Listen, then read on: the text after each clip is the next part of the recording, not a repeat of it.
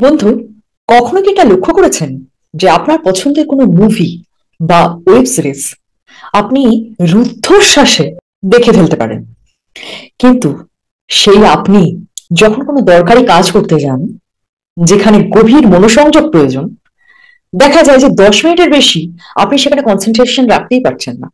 এটা কি হয়েছে আপনার সাথে? যদি আপনার সঙ্গে এমনটা হয়ে থাকে, তাহলে আপনি জানবেন আপনি একা নন।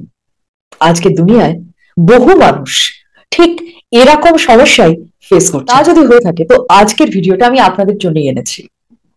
আপনি নিজে খুব মনোযোগ সহকারে ভিডিওটা দেখুন এবং অবশ্যই শেয়ার করতে ভুলবেন না, যারা এইরকম সমস্যার মধ্যে দিয়ে যাচ্ছেন বলে আপনি জানেন তাদের সাথে।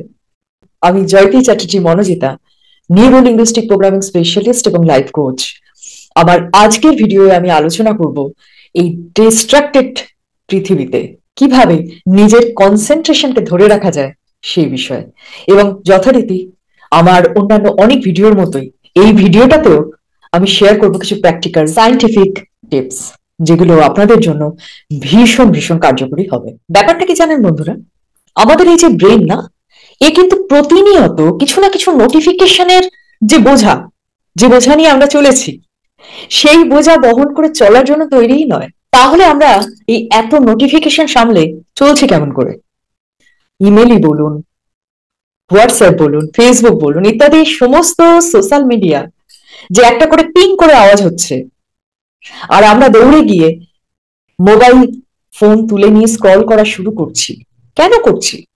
কারণ এই প্রত্যেকটা যে পিং করে আওয়াজটা হচ্ছে না, প্রতিটি পিং শব্দ একটু করে ডোপামিন হিট করছে আমাদের ব্রেনে। আর এই ডোপামিন হিট করার ফলে কি হচ্ছে বলুন তো?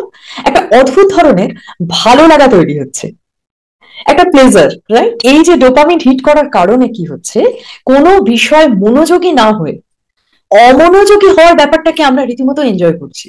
ব্যাপারটা কিরকম দাঁড়াচ্ছে জানেন? মনে করুন একজন ব্যক্তি খুব মনোযোগ সহকারে একটা বই পড়ছেন। এবার তিনি বইটা যখন পড়ছেন, ঠিক তার কাঁধেতে যদি সারাক্ষণ তাকে ট্যাপ করা হয়, তাহলে তার যে অবস্থাটা হবে, তিনি তো মন দিয়ে বইটা পড়তেই পারবেন না, তাই না?